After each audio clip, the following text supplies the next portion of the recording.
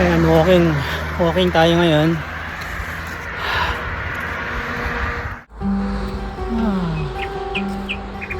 Bundok. Pakyat. Punta ako sa sanctuary. Naglalakad lang. Exercise ko lang.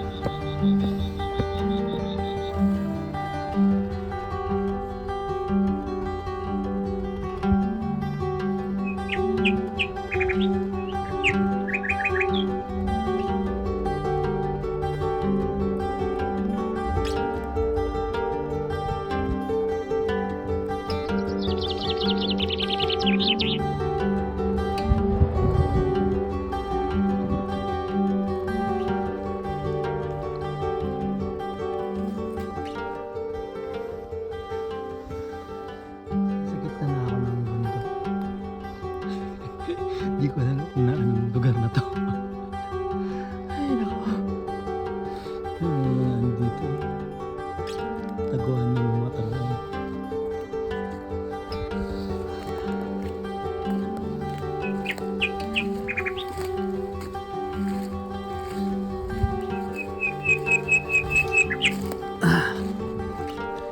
Ano dito? See?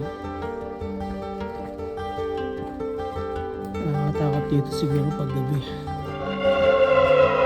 Dahil ang mga bago dito. Sinusubsob ng mga bago. Nasaan sila?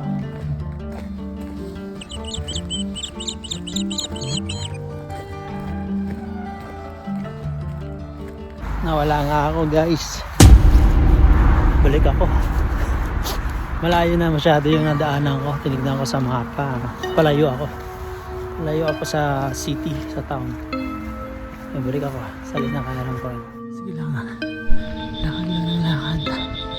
Nawala na ako. Nasa gitna ako siya ako ng bundok eh. Ayan, sige.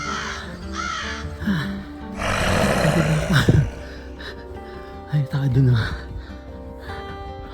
Ayan, dito ako. Ay, ayan. Landanan. Meron din dito, meron din dito. Saka dito, hindi ko alam kung saan ako dadaan. May mga direksyon dito, kaya hindi ko mabasa. So, dito na lang. Nawala na ako guys. Isang oras ako naglalakad dito sa gubat. Lawak pala nito. Ayan, nakita ko na yung lugar, kalsada. Kaya lang meron akong interesting na nakita dito. May mga tignan ko nga. Ayan na, dito muna ako. Pagod na ako guys. So isang oras mahigit ako naglakad sa gubat na ito. Tingnan nyo naman, may mga sila, equipment na mag-exercise.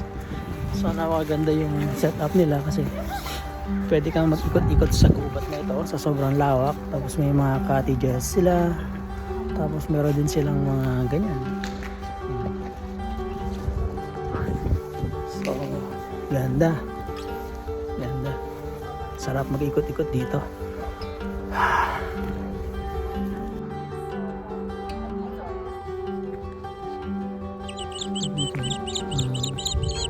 Magandang setup kung mga mag-asawa o mag-boyfriend, girlfriend. Dito kami naglalakad, nag-ikot sa gubat. Dito maganda. Oh, lawak nito guys. Ay, ang sarap. Eto, nakarating din ako dito. Eto, alam ko na yung lugar na ito. Tingnan mo, ang ganda kasi pagbaba mo sa bundok, meron din silang amusement dito. Pakita ko sa inyo mamaya. Na guys, tingnan nyo. Yan, meron silang yan, tinatawag nila ang Park Bodni Koshalin. Yan, dito sa baba, dito sa likod nyo to. So, pwedeng mag-picnic dito sa likod. Yan, pipiknik sila. Yan, nagba-barbecue sila. So, may mga equipment or exercise din dito. Sila wala nagka-ano. Yan. Ito tayo dun sa kabila. Guys, pagod na ako kaya pahinga muna ako. At gutom na rin ako. Amaya. Ito yung likod ng ano ng wood na Koshalin. Mga nagba-barbecue, nagpipiknik dito sa likod. Ayan, basta yan, Koshalin.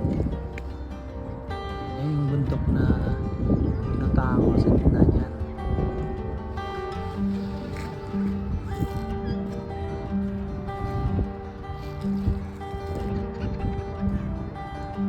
So, all in all, naglakad ako ng isang oras mahigit sa gitna ng bundok. Tapos nawala pa ako, napunta ako sa kabilang kalsada, sa kabilang bundok. Bumalik ako at ito yung tumpok ko. So, which is alam ko na itong lugar na ito. Kasi sa kabila nitong lugar na ito, sa kabila niyan, and yung day market. So, wala ko na. So, punta ako ngayon dun sa day market. Tignan ko kung may mabiling pagkain dun. Nagugutom na ako. Whew. See you next time.